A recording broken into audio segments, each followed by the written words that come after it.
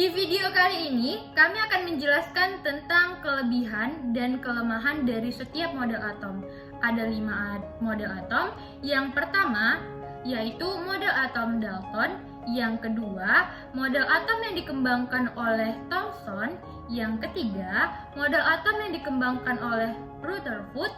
Yang keempat, model atom yang dikembangkan oleh Niels Bohr. Dan yang kelima, yaitu model atom yang biasa kita kenal sekarang ini, yaitu mekanika kuantum, atau yang biasa dibilang dengan model atom modern. Baiklah, di sini saya akan menjelaskan tentang model teori atom Dalton. Model teori atom Dalton ini bentuknya seperti bola pejal, seperti ini bentuknya. Kemudian, postulat Dalton menyatakan bahwa atom merupakan bagian terkecil yang tidak dapat dibagi lagi. Kemudian, semua atom memiliki massa dan sifat yang berbeda. Kemudian, atom-atom yang berbeda karena memiliki sifat-sifat yang berbeda. Pada model teori atom Dalton ini memiliki kelebihan dan kekurangan. Di antara kelebihannya itu dapat menjelaskan, yang pertama, dapat menjelaskan hukum kekekalan massa. Di mana yang dimaksud dengan hukum kekekalan massa ini adalah sistem tertutup massa zat sebelum dan sesudah reaksi akan selalu bersifat sama atau konstan. Kemudian, hukum dari teori atom Dalton ini dapat menjelaskan tentang hukum perbandingan tetap, di mana hukum perbandingan tetap ini menyatakan bahwa suatu senyawa tersusun dari unsur-unsur yang dengan perbandingan massa yang akan selalu bersifat tetap sama. Kemudian, karena teori atom Dalton ini merupakan teori atom yang pertama kali dikembangkan, maka dengan ini secara tidak langsung teori atom Dalton menyatakan mulai membangkitkan minat terhadap pengembangan dari penelitian teori atom Dalton tersebut. Kemudian, adapun kekurangan dan kelemahan dari teori atom Dalton yang pertama adalah tidak dapat menerangkan sifat listrik atom. Yang kedua, pada kenyataannya, atom-atom itu dapat dibagi lagi seperti proton, neutron, dan elektron. Kemudian yang ketiga, Dalton beranggapan bahwa atom pada suatu unsur memiliki kesamaan dalam hal massa, bentuk, dan ukurannya. Namun, kini dibuktikan dengan adanya isotop. Isotop merupakan atom yang memiliki nomor atom yang sama, tapi memiliki nomor massa yang berbeda. Kemudian, Dalton ini beranggapan bahwa model atom ini tidak dapat berubah menjadi model atom yang lain. Namun hal tersebut dibuktikan dengan adanya reaksi nuklir yang bersifat model sifat radiatif, sehingga suatu atom ini dapat berubah menjadi model atom lain. Contohnya seperti uranium. Perubahan uranium ini jika adanya model sifat radiatif dapat berubah menjadi totarium. Kemudian selanjutnya, menurut Dalton, perbandingan unsur dalam suatu senyawa memiliki perbandingan bilangan bulat dan sederhana. Namun sekarang banyak ditemui senyawa dengan perbandingan yang tidak bulat dan sederhana. Contohnya C18H35O2Na. Baiklah, di sini saya akan menjelaskan apa itu atom J.J. Thomson. Atom J.J. Thomson muncul setelah adanya atom Dalton. Atom J.J. Thomson adalah atom yang berbentuk bola pejal, bermuatan positif, dan di permukaannya terdapat partikel-partikel elektron yang menyelimutinya sehingga atom akan bersifat netral. Jika digambarkan, atom J.J. Thomson akan seperti roti kismis atau pada gambar di atas. Baiklah, selanjutnya akan dijelaskan kelebihan dan kekurangan pada atom J.J. Thomson. Pertama, kelebihannya adalah dapat menerangkan adanya subatom. Apa itu subatom? Subatom adalah partikel yang lebih kecil daripada atom, di mana pada atom J.J. Thomson terdapat elektron.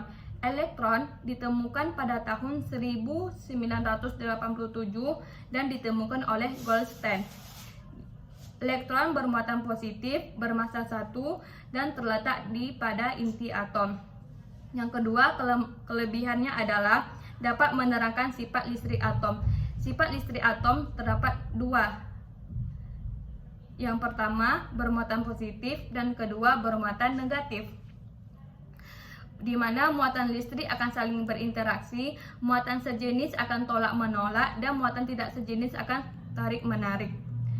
Dan kelemahannya adalah tidak dapat menjelaskan susunan muatan positif dan negatif pada atom. Teori atom J.J. Thomson beranggapan bahwa muatan positif sama dengan muatan negatif. Hal tersebut membuat atom bersifat netral, sehingga tidak dapat menjelaskan terjadinya ion saat atom mengalami penambahan dan pengurangan pada atom. Selanjutnya, saya akan menjelaskan tentang kelebihan dan kekurangan dari model atom Rutherford, yang merupakan perkembangan dari atom sebelumnya. Pada tahun 1911, Rutherford dalam analisisnya menyangkal model atom yang dikemukakan oleh Thomson, karena pada hasil eksperimennya beliau dapat mengemukakan bahwa atom itu terdiri atas inti yang bersifat positif serta berada pada pusat atom, dan elektronnya mengelilingi inti atom. Adapun gambar dari model atom Rutherford ini adalah seperti ini. Atom Rutherford ini biasa dikenal dengan sebutan atom planet. Nah, atom Rutherford ini memiliki kelebihan, yaitu ia dapat membuat hipotesis bahwa atom itu terdiri dari inti dan elektron yang mengelilingi inti.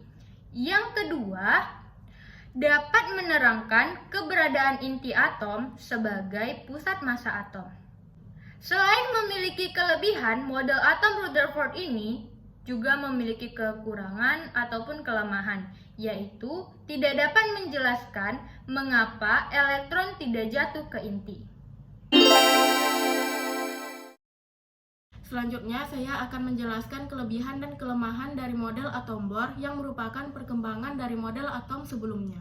Pada tahun 1913, Bohr mencoba menjelaskan model atom dan mengemukakan bahwa elektron dalam atom bergerak mengelilingi inti pada lintasan-lintasan tertentu, tidak memancarkan energi. Lintasan-lintasan elektron itu disebut dengan kulit atom. Model atom Bohr yaitu seperti ini. Kelebihan dari model atom Bohr yang pertama dapat menjelaskan kekurangan dari model atom Rutherford, yaitu elektron tidak akan jatuh ke inti karena pergerakan elektron terjadi dalam lintasan yang stasioner atau tetap. Kelebihan yang kedua yaitu dapat menerangkan spektrum emisi dan absorpsi dari atom hidrogen. Kelemahan dari model atom Bohr yang pertama yaitu tidak dapat menjelaskan penyimpangan spektrum atom yang lebih besar dari hidrogen. Lintasan elektron pada kenyataannya berbentuk elips bukan lingkaran, dan posisi elektron tidak dapat ditentukan secara pasti. Kelemahan yang kedua tidak dapat menerangkan efek Zeeman, yaitu peristiwa terpisahnya spektrum garis ketika dilewatkan pada suatu medan magnet. Terakhir, saya akan menjelaskan tentang teori atom yang kita kenal sekarang yang terbaru, yaitu model mekanika kuantum atau atom modern yang merupakan perkembangan dari atom sebelumnya. Model atom ini menganggap bahwa elektron bukan partikel diskrit seperti yang dijelaskan oleh atom Bohr. Adapun kelebihan dari teori atom ini yaitu dapat mengidentifikasi proton dan neutron berlokasi di inti atom, dan juga elektron serta kebolehjadiannya ditemukan di orbital. Lalu teori ini juga menjelaskan bagaimana mengukur perubahan energi, ekstinasi dan emisi elektron. Sementara kelemahan dari teori mekanika kuantum yaitu rumusan persamaan gelombang hanya dapat diterapkan secara eksak untuk partikel dalam kotak dan atom dengan elektron tunggal. Model atom ini sulit diterapkan untuk sistem makroskopik dengan kumpulan atom, misalnya pada tumbuhan, hewan, dan manusia. Baiklah, selanjutnya saya akan menyimpulkan materi-materi model atom yang sudah teman-teman saya sampaikan tadi. Jadi ada 5 model atom yang kita kenal sampai saat ini. Yang pertama yaitu John Dalton, yang kedua yaitu atom J.J. Thomson, yang ketiga yaitu Rutherford, yang keempat atom Bohr, dan yang terakhir dikembangkan yaitu mekanika kuantum atau yang kita kenal sebagai atom modern. Nah, dari kelima model atom ini semuanya itu saling berkaitan satu sama lain. Contohnya, atom yang pertama kali dikembangkan, yaitu atom John Dalton. Nah, atom John Dalton ini memiliki kelemahan. Kelemahan inilah yang disempurnakan oleh atom perkembangan selanjutnya, yaitu atom J.J. Thomson. Nah, contoh dari kelemahan yang disempurnakan oleh J.J. Thomson adalah pada atom John Dalton belum dapat menerangkan sifat listrik dari atom. Nah, oleh karena itu di J.J. Thomson sudah dapat diterangkan sifat listrik di dalam atom. Seperti itu selanjutnya, seperti kelemahan yang terdapat dalam J.J. Thomson itu disempurnakan kembali oleh atom Rutherford. Contoh kelemahan yang didapat dari J.J. Thomson adalah J.J. Thomson ini belum dapat menerangkan mana yang susunan positif, mana yang susunan negatif. Oleh karena itu, di atom perkembangan selanjutnya yaitu atom Rutherford sudah dapat ditemukan atau diterangkan mana yang susunan negatif, mana yang susunan positif. Tetapi di atom Rutherford juga memiliki kelemahan. Adapun kelemahan yang dimiliki oleh Rutherford adalah atom Rutherford ini belum bisa menerangkan alasan kenapa elektron itu tidak dapat jatuh ke inti. Oleh karena itu, di perkembangan atom selanjutnya yang bernama atom Bohr itu sudah dapat diterangkan kenapa elektron itu tidak bisa jatuh ke dalam inti. Adapun alasannya yaitu karena elektron ini terjadi dalam lintasan yang stasioner atau lintasan yang tetap. Nah, atom Bohr sendiri juga memiliki kelemahan yang akan disempurnakan lagi oleh atom perkembangan berikutnya.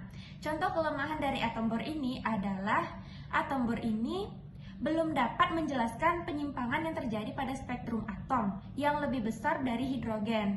Nah, oleh karena itu, di perkembangan atom selanjutnya yang bernama mekanika kuantum sudah dapat dijelaskan penyimpangan spektrum atom yang lebih besar dari hidrogen. Begitu selanjutnya, tetapi sampai saat ini hanya sampai di mekanika kuantum, belum ada perkembangan atom selanjutnya yang dipublikasikan. Baiklah, itu tadi kesimpulan mengenai materi model atom yang sebelumnya sudah dijelaskan oleh teman-teman saya.